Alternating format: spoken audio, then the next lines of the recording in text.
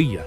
هذه التطورات ليست فقط انتصاراً دبلوماسياً، بل هي أيضاً خطوة نحو تحقيق الاستقرار والتنمية في المنطقة.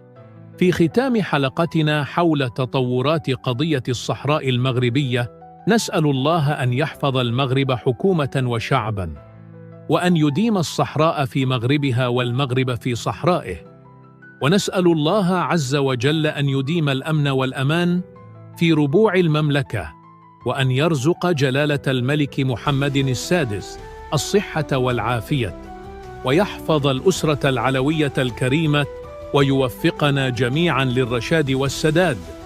دمتم في حفظ الله تعالى وبركاته. إلى اللقاء.